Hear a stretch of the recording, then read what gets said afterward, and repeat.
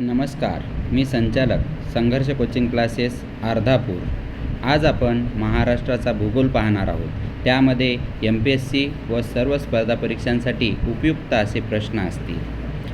दख्खनचे पठार हे महाराष्ट्राचे प्रमुख वैशिष्ट्य आहे. दख्खनचे पठार हे पश्चिम आणि दक्षिण भारतातील सर्वात मोठे पठार आहे.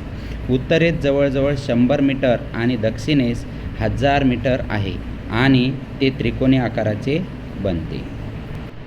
टीप: दख्खनचे पठार 8 भारतीय राज्यांमध्ये विस्तारित आहे, जसे महाराष्ट्र, तेलंगणा, आंध्र प्रदेश, तामिळनाडू, कर्नाटक आणि केरळ. उत्तरेकडील पठार सातपुडा आणि विंध्य पर्वतरांगा गंगांच्या मैदानापासून विभक्त करून नैसर्गिक सीमा बनवते. दख्खनचे पठार कोकण किनारपट्टीपासून घाटांनी विभक्त झाले आहे.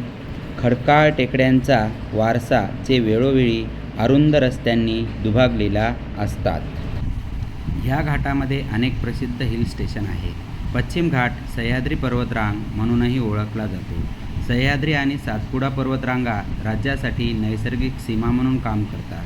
टेकडी किनाऱ्याला समांतर चालत असल्याने सह्याद्री मुक्त राज्यापासून राज्याला भौतिक अडथळा पुरवतात.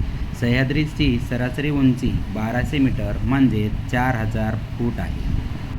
क्षेत्रफळानुसार महाराष्ट्र हे राजस्थान आणि मध्य प्रदेश नंतर तिसऱ्या क्रमांकाचे राज्य आहे आणि लोकसंख्येनुसार महाराष्ट्र हे दुसरे मोठे राज्य आहे.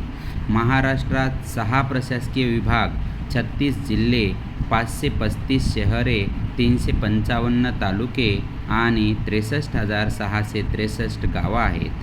कळसुबाई हे महाराष्ट्रातील सर्वात उंच शिखर असून त्याची उंची 1646 मीटर आहे. या कळसुबाई पर्वतामध्ये हरिश्चंद्रगड वन्यजीवन अभयारण्य आहे.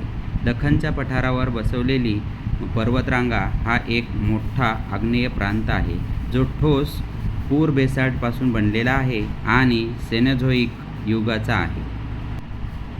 कोकणचे मैदान महाराष्ट्राच्या पश्चिमेकडे आहे आणि 500 ते 80 किमी रुंदीपर्यंत पसरलेले आहे. राज्याच्या एकूण क्षेत्रापैकी 17% जंगल आहे आणि जंगलाचा मोठा भाग सह्याद्री आणि पूर्व भागात आहे.